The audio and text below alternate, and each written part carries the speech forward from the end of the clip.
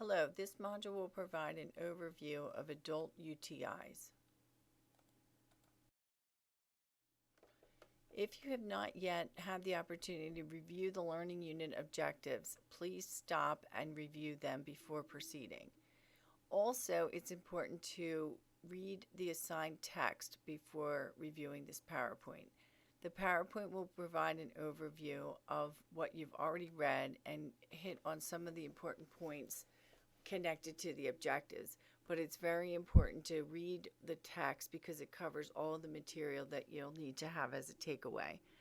And this really is a review, so please stop and review your text before proceeding.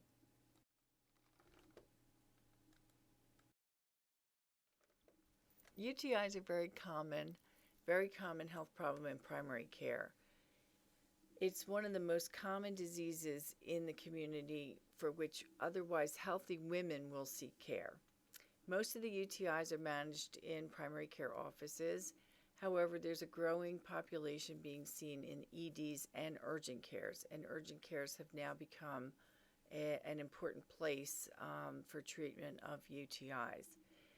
Among adults aged 20 to 50, UTIs are about 50 times more common in women. In women in this age group, most UTIs are either cystitis or pyelo. In men of the same age, most UTIs are either urethritis or prostatitis.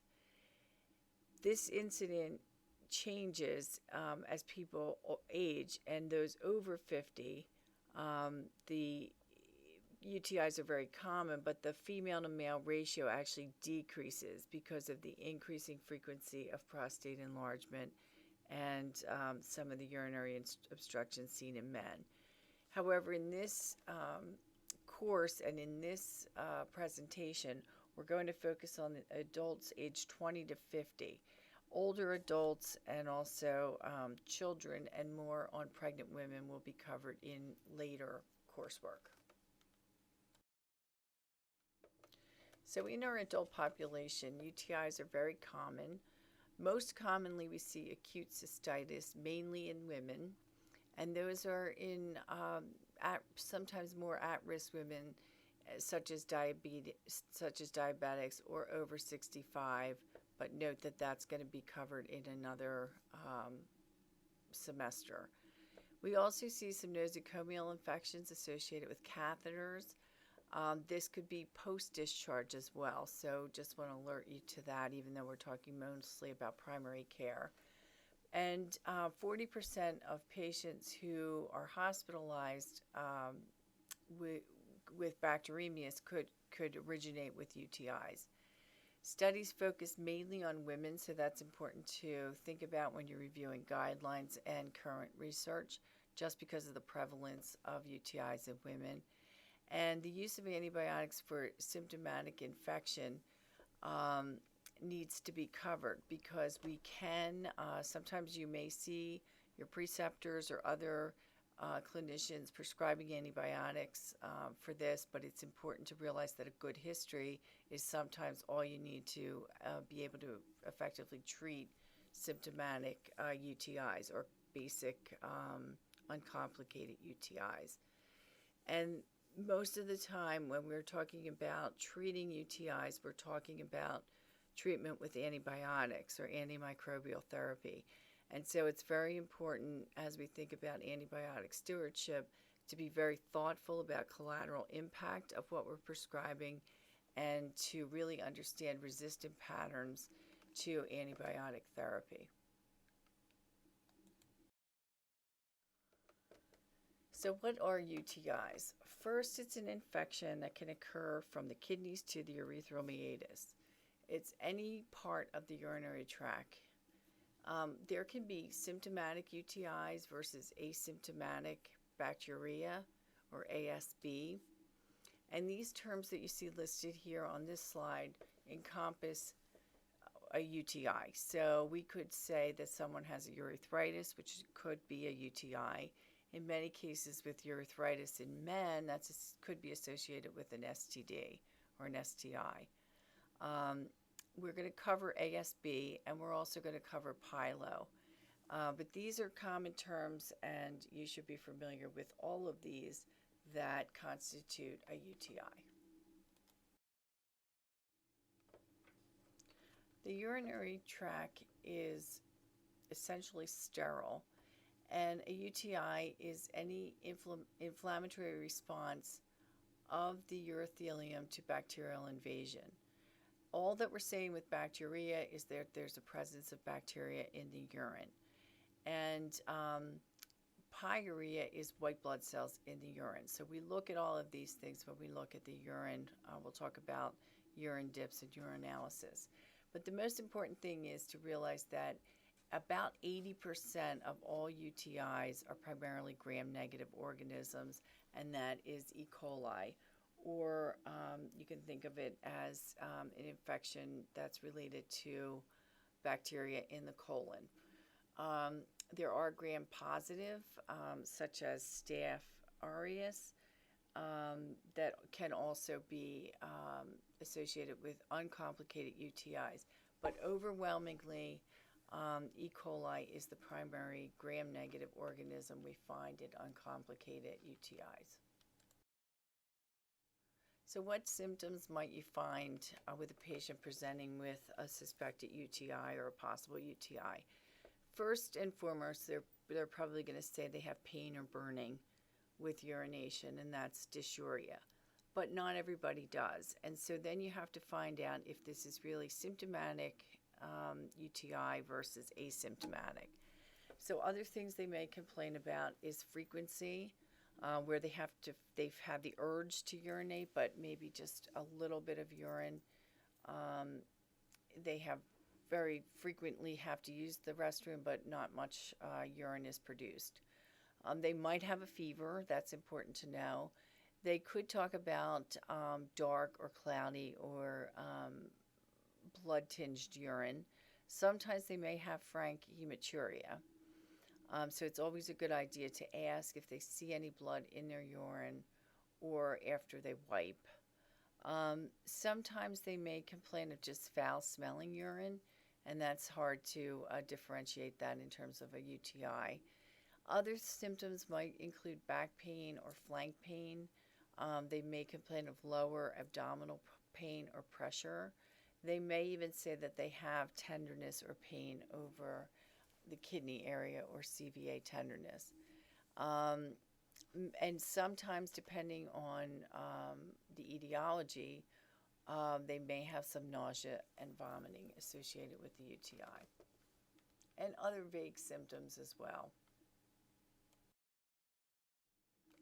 It's important to differentiate asymptomatic bacteria from symptomatic. So when there's the presence of bacteria in the urine, mostly in 2 consecutive urine for women, that could be asymptomatic bacteria. Normally this wouldn't be treated, but there are populations such as in women who have diabetes or pregnant women, then you would need to treat it even if it was asymptomatic. However, in most cases, if the patient is otherwise healthy and has asymptomatic bacteria, you would not treat it. So in the absence of clinical signs and symptoms, there may be nothing to suspect a UTI, and it would not be treated. However, if you note on this slide, treatment is not recommended for these people. However, it's patient specific, and there's sometimes times when you would treat. But pregnant women, definitely everybody gets treated. Sometimes when we're talking about collateral damage or effects of treating, so for older folks, for example, you would not want to treat with antibiotics if you could avoid it. So it's very important to differentiate that for them. And people who have spinal cord injury or indwelling catheters will be colonized. So they will always have bacteria in their urine. And so they don't need treatment with antibiotics. So we further differentiate UTIs. They're infectious process that occurs anywhere in the urinary system. However, you can further define them into lower UTIs, which would consist of cystitis, and here's some of the examples of the symptoms someone might present with, and then upper UTIs, and that's where you're getting into the kidneys, kidney infection, more systemic symptoms, and that would include pyelo. And then there's also uncomplicated UTIs where you're talking about normal urinary tract, and this is mostly in females within the childbearing age. And then the complicated UTIs, always in men. UTIs in men are always considered complicated, and it's usually related to some type of abnormal flow. So there could be some structural or functional abnormalities which need to be further evaluated.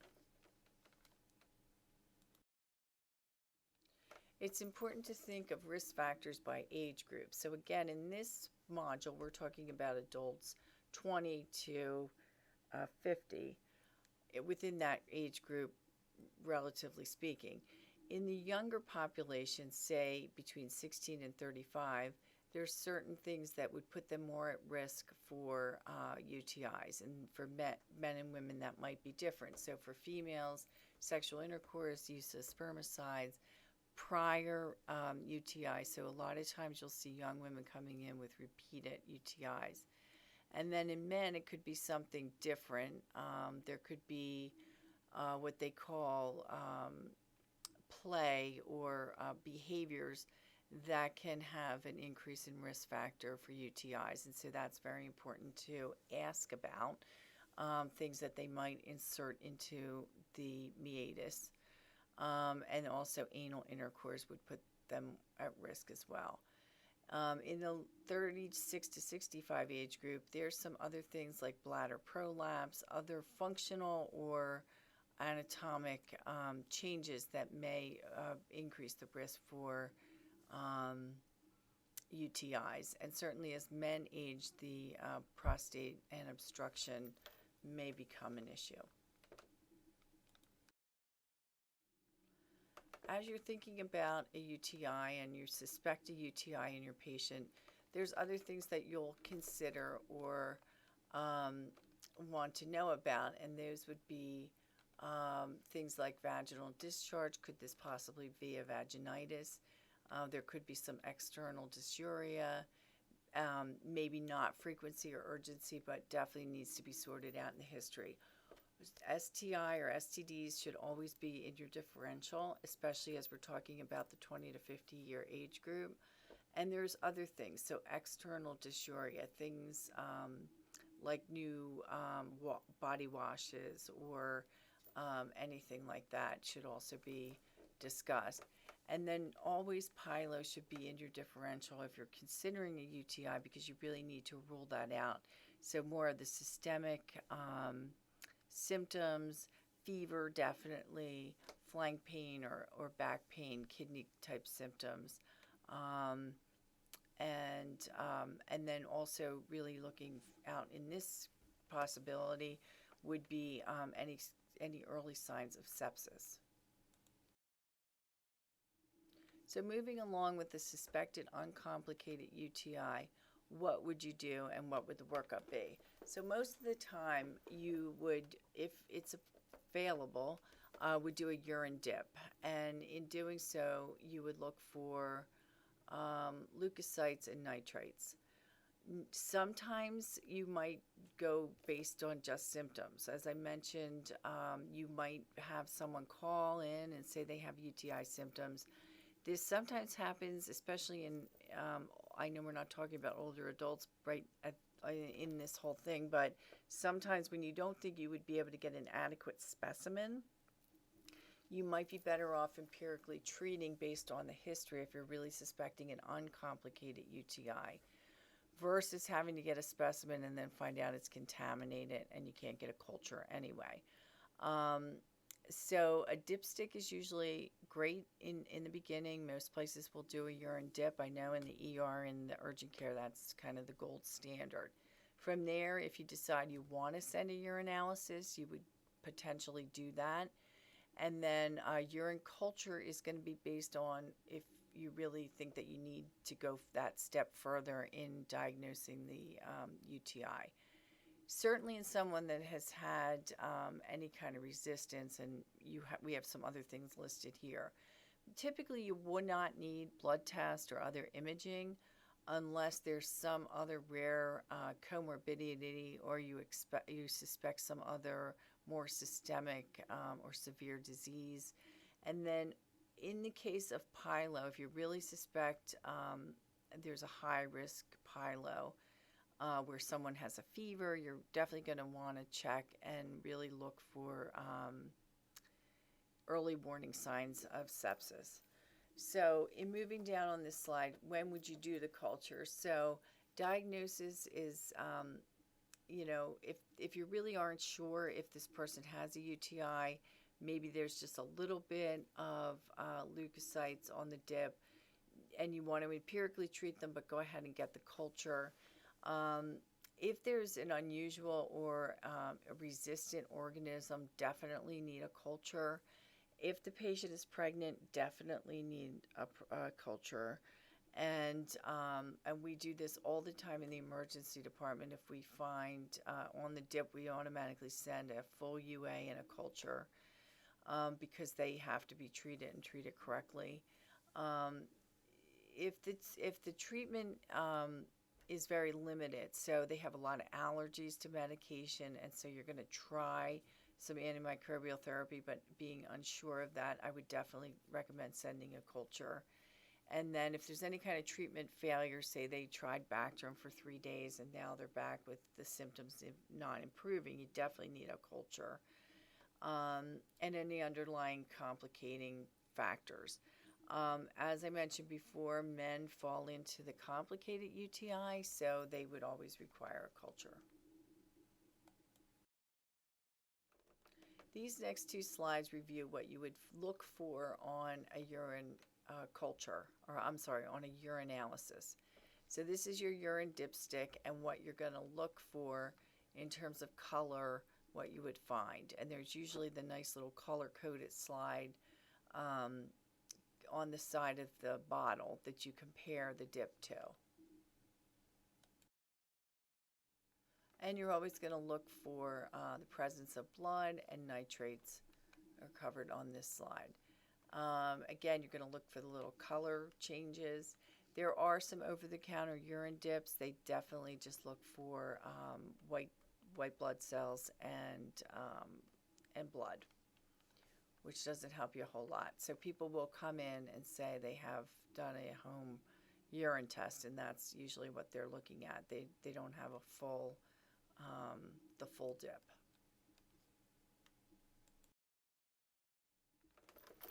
In your suspected UTI, when you go further, so we mentioned in men, this is a complicated UTI, and you want to consider further evaluation for your urologic abnormalities. And in primary care, that basically means a referral to urology. If they have any other persistent hematuria, these things you would really want to encourage not a further workup, but definitely an early referral. And then further evaluation in young men without obvious complications want to always rule out an STI. So they may come in complaining of dysuria. You may diagnose them with urethritis and send off that culture to check, get their urine culture and also check for chlamydia and gonorrhea. That would be a pretty standard workup. And then from there, if there's no obvious complicating factor, and in fact, if they come back and you see that you have an STI, you would treat them and then follow up with them again. They may not need that urology referral, but in some cases, if you suspect anything different, it would be fine to send them to urology. One other quick point too is if they have persistent hematuria, that's really in anybody, male or female. Persistent hematuria should have further referral for urology.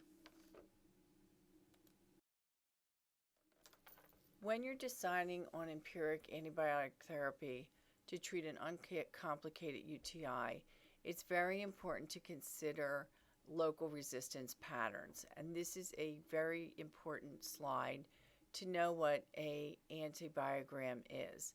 When when your institution or when you're considering learning about a new geographic area where you're practicing in, you want to look at an antibiogram. When I posted the guidelines that we use at Jefferson in the hospital for UTIs, those guidelines are based on local resistant patterns. And so when they were developed, they looked at an antibiogram to decide what the first line drug should be. Generally speaking, everyone follows the Infectious Disease Society of America guidelines for treating uncomplicated UTIs. That's readily available. It's based on the best evidence. But there's other things to consider, and one thing is your local resistance pattern. So we know here at Jefferson that, for example, Bactrim and Cipro have very high resistance patterns, and so our first line is Macrobid. And you're going to see that this varies by location. So there's a lot of multi-drug resistance on the West Coast. This is really going to vary by location. So it's a good idea now if you're thinking about practicing in an area, if you're not going to stay local to Philadelphia, to understand what that might be. Other things to consider certainly are patient allergies. Many patients come in with many allergies, things that you would ordinarily want to treat them with first line, they can't take. So patient allergies are really important in your empiric antimicrobial selection, but also just in how you're going to manage the UTI. And then, of course, drug availability, drug cost, drug tolerability. Think about this in terms of, possibly what other medications they're on that they may not tolerate, and antibiotics, such as mixing like Bactrim with warfarin. So there's a lot of other drug, and patient-specific things to consider. But the most important thing that you need to understand in selection is it going to work, and what's the local resistance pattern?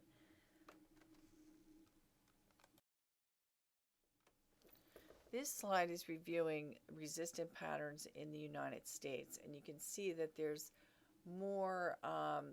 This is actually giving you, for Bactrim, 10 to 20% of the time it may be resistant. And so but this is all across the United States. As I mentioned, you need to look at what's specific in your area. And also follow the infectious disease guidelines. Now, in terms of duration of therapy, there are plenty of standards for women. Uncomplicated UTIs for women, you can do a 3-day course of Bactrim, and that is widely accepted. And then for other varying populations, which I know I mentioned we'll cover in later courses, just know that there is a consideration about duration of therapy, and that would coincide with the antimicrobial agent that you determine would be most effective. So starting drug therapy, as long as you're confident that an antibiotic will be effective in 80% of the cases of UTI, you can feel comfortable starting an antibiotic and then following up to see if symptoms improve and or a culture comes back that would in fact show susceptibility to the antibiotic. But there's, as we mentioned, other things to consider when you're prescribing antibiotics. Make sure that you know about recent antibiotic therapy. It's important to consider if they had leftover medicine from a prior UTI, did they start taking it? All of these other factors. If you're suspecting a UTI in a female patient of childbearing age and you run the urine, you need to run a urine pregnancy as well. Make sure that they're not pregnant, and if they are breastfeeding, you need to consider that in terms of prescribing antibiotics. And then, as I mentioned previously, make sure that you know if someone's on warfarin, and you would make adjustment and not prescribe them Bactrim, although all antibiotics are going to make the INR higher. So that's an important consideration as well. So for non-pregnant females with uncomplicated cystitis, these are your top choices. As you'll see on the guidelines that we use here at Jefferson, the Macrobid is the number one go-to, and we typically would prescribe that for 5 days. But the other ones are acceptable as well. These next few slides review first line uncomplicated UTI therapy, and you can see the dose and the duration of each of these. Again, for uncomplicated UTIs, the Infectious Disease Society of America recommends these top first-line agents, and again, you would consider all of the other things when initiating therapy. This slide shows some of the common adverse events with some of the medication. For Bactrim, we will see quite a bit of rashes, some nausea, vomiting. Some people really can't tolerate this, and it's definitely not one where we would prescribe during pregnancy. Although I keep saying that, but I know we're going to cover that later. But just to make sure you're aware of that.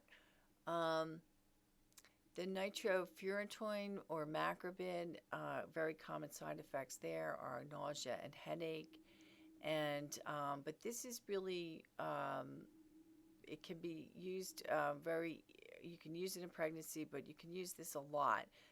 Although we're starting to see some resistance, it's very, there's rare resistance at this point as long as the patient can tolerate it, and however, it cannot be used for pyelo. Okay, so more on the uncomplicated UTIs and the drugs and their side effect. Definitely for the Cipro and levofloxacin, there's some associated, the big one that you might read about is tendon rupture. So use that cautiously. There's a lot of resistance to Cipro, so we tend to stay away from that right now. And there's some associated nausea and vomiting, as with all the others. Again, this slide is showing you the recommended therapy. We do tend to use some of the Keflex, you'll see sometimes prescribed, amoxicillin, Augmentin. So the cephalosporins are also on the list as well, but they're not really considered the first line. But just so you have this as a reference. Okay, moving into complicated UTIs. This occurs if there is a predisposition by the patient for persistent infection, a recurrent, or any kind of treatment failure. So if you start someone on Macrobid in the clinic and a week later they come back, now they have more symptoms and they have a fever, that would be considered a treatment failure. There's a lot of drug resistance, so it happens more often, and this infection can be recurrent. So if they're, if a symptomatic UTI, you might find that it resolved, but then there's very quickly comes back again. That might be considered also a complicated UTI. And treatment failures, would also include patient-related issues. So if they couldn't tolerate the Cipro or the Macrobid and they just stopped it, now they're back with a recurrent, that's still going to flip into the complicated UTI and would warrant getting little bit further workup, such as a culture. Remember that for men, men always fall into the complicated UTI category, and this is a list of the differentials that you should also consider. Remember that the urethritis can be related to an STI, and so you'd always want to try to work that up as well. Other things like epididymitis, you may need some other imaging, but these are things to consider in a male presenting with or where you suspect a complicated UTI. And these are commonly prescribed antibiotics for complicated UTI. And you can see that Cipro is top on the list, and for men, that would be the number one go-to medication to treat for a UTI, and that's usually, actually, we prescribe 500 milligrams twice a day for the full 14 days. But this is giving you an overview of the first-line medications for that. For complicated UTIs, you want to consider both a urologist referral or urologist referral as well as an infectious disease. If the complicated UTI is related to upper urinary tract involvement, all men, and or you suspect an obstruction of some sort, then you want to refer to urology. If you have a UTI that flips into the complicated UTI spectrum because of the organism or resistance or the lack of available antibiotics to treat the patient, then you need an infectious disease specialist, and so you would refer them there. Things that do not respond to therapy really would warrant an infectious disease specialist, because remember that patients, especially as they get older, so not talking about older people right now, but just staying within our age group, there's still high risk for bacteremia as well as early sepsis. So you don't want to get into that situation. So if you find that nothing is really working for this patient and they're failing therapy, then early referral to infectious disease is important. Sometimes people will fail therapy and need to be hospitalized, either for a complicated cystitis or pyelo. If there's other serious comorbidities, if the patient is pregnant, progresses to a pyelo, can't keep fluids down, so high fever, dehydration, or any early evidence of sepsis, or there's a need for surgical intervention, possibly drainage of an abscess, would require hospitalization.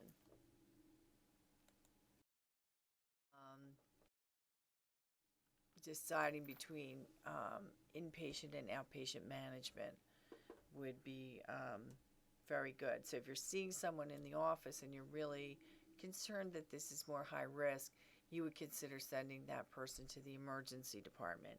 Not necessarily to urgent care, because urgent care will see them and then send them to the ER. So it's important to make that distinction.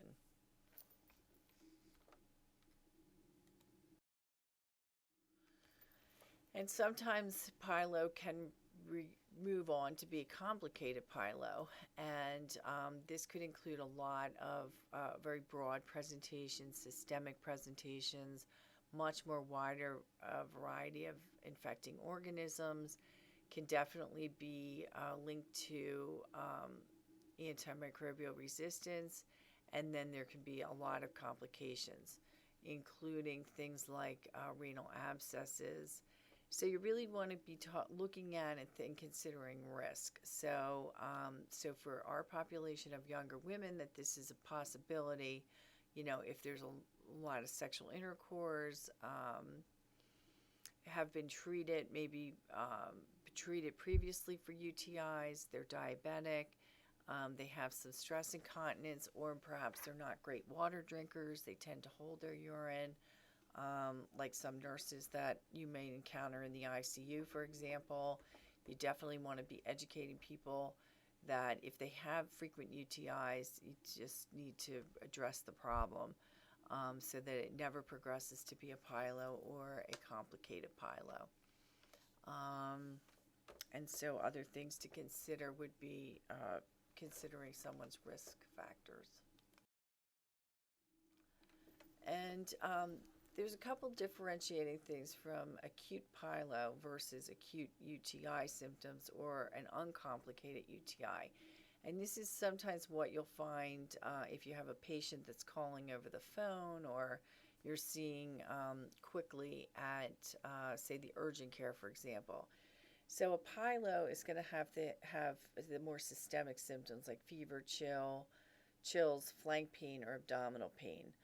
The onset is also quite different. So usually a pyelo is very abrupt. All of a sudden they have a fever. All of a sudden they have chills. All of a sudden they have much more severe symptoms than a run-of-the-mill UTI. So they're not saying they have pain and burning with urinating. They're saying they may have pain and burning with urinating, plus they have a fever, plus they have abdominal pain, plus they have back pain.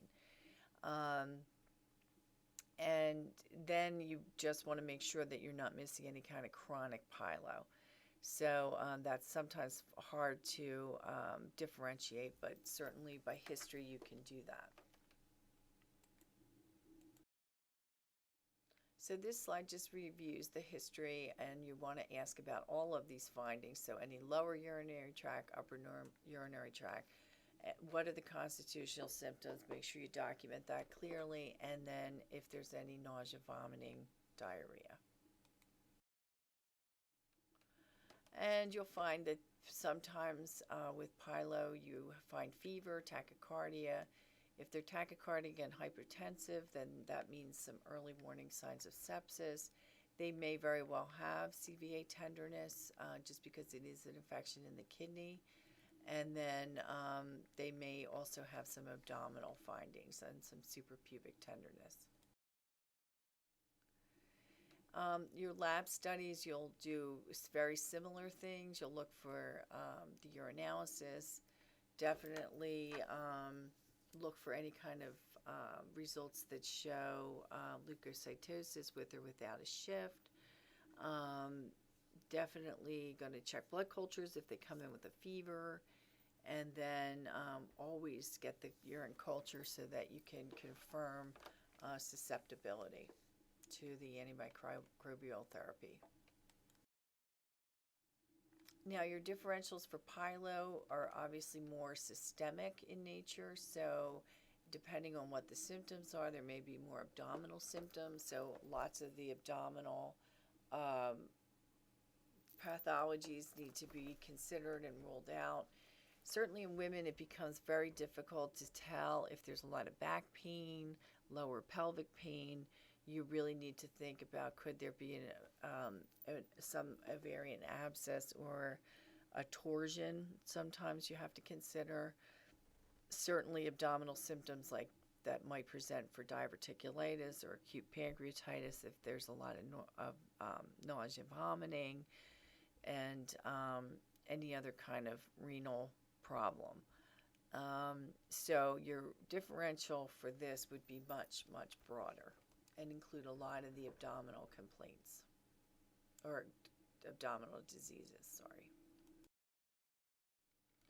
Again, with pyelo, overwhelmingly the organism is the gram-negative E. coli. These are some of the other possibilities, but overwhelmingly it's infection with the very common E. coli bacteria. Now, not always do we have to send someone with acute pyelo to the ER. It's going to depend on a lot of things that we covered.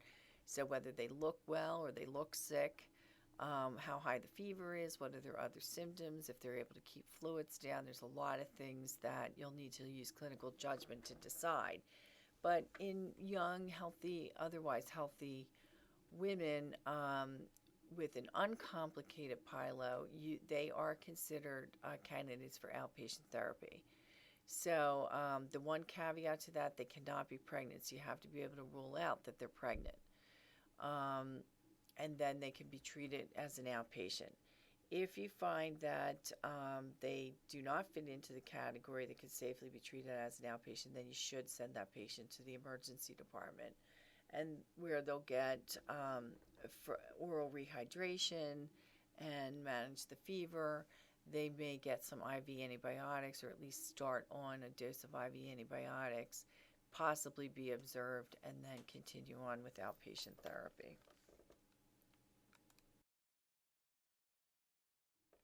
But these patients need to be managed very carefully. So, in a patient who you may start on some therapy, you really want to evaluate them in 1 to 2 days. That's why a lot of times, if we have what might be borderline complicated pyelo, we will observe them, or a pyelo that we think could possibly become complicated, we'll observe them in the hospital for a day. But these patients need very close follow-up.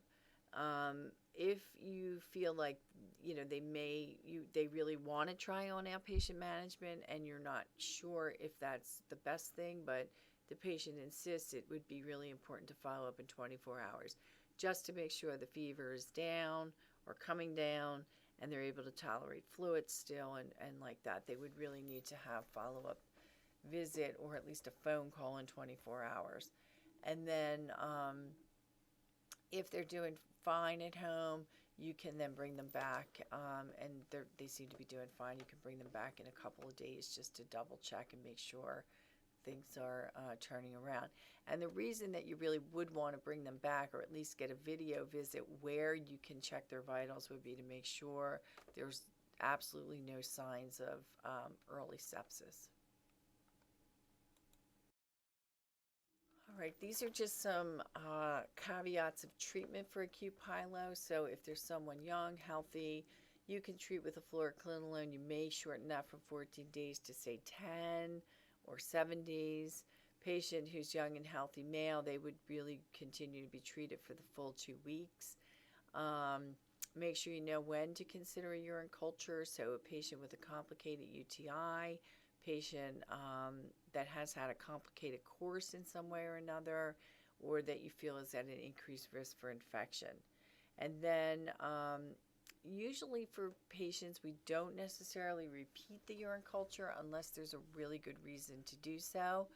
You usually check for resolution of symptoms and leave it at that. If there's some other reason, then it would be okay to check the urine culture again. And remember that if you do see the patient back in your office in a day and things are not progressing or seems to be getting worse, that patient should be seen emergently. And that doesn't mean that you tell them to go to urgent care. They should really go to the emergency department, where they could possibly get admitted and they would probably need IV antibiotics, none of which we would really do in the urgent care. And if the patient progresses but getting better, you continue. You may see them back in a week or two. There are times when the patient will meet inpatient criteria, and so those are listed here. And if they really seem to be looking septic, then certainly they would need to be admitted immediately. Again, in the outpatient setting, you'd always consider a referral to a nephrologist or infectious disease. So nephrologist would be for the infection of the kidney, because you don't want the patient to wind up with acute kidney disease, and that would be an important referral, even if symptoms seem to be turning around. And then certainly for any unusual resistant pathogen or blood cultures, well, that would be that they would already be hospitalized. But if there is any unusual resistant pathogen, then you would need to consider infectious disease referral. And again, the symptoms resolution is fine as far as follow-up. They're tolerating medicine, symptoms are resolving, don't necessarily need to repeat a culture. Make sure that the fever's getting better. And it's important when we're talking about UTIs and pyelo, because we do prescribe antibiotics as the mainstay of treatment for this, to talk about antimicrobial stewardship. And this is very important because even in the outpatient setting, you want to have judicious use of antimicrobial therapy to optimize patient care, but to also reduce the emergence of multi-drug resistance. And so it's all of our responsibilities when we're prescribing this. Now, that's not to say that you'll never ever prescribe an antibiotic over the phone for someone that sounds like they have an uncomplicated UTI. That happens all the time. But you need to really consider, if you know the patient, if you've checked the urine. So even in the urgent cares, we're prescribing it very carefully to really optimize antimicrobial therapy. And you always want to consider avoiding any kind of negative adverse effect for the patient as well. So even if the patient's insisting they have a UTI, insisting that they have, that they want an antibiotic, it's our job to really make sure that we know if we're treating something, that we really are treating things very judiciously, and really optimizing the use of antibiotics. This module will have a blog, so if anyone has questions about the readings or your module information, please post into the blog so everyone can benefit. If you have any specific questions, you can feel free to email me as well. And really, we'll see more of you when we cover in class this week and when we cover some other modules. Take care.